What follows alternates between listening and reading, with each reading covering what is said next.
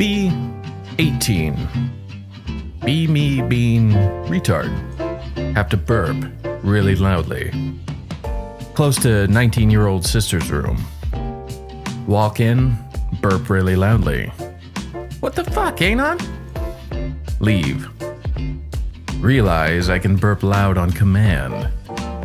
Walk back in with a lot of burp air in my lungs. Small burp, followed by a lot of throw up. I ate a chicken pot pie 10 minutes prior. Throw up all over carpet. Sister told parents what happened. It's been a week, and parents still won't look at me in the eyes.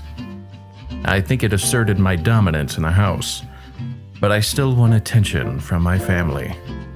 What do?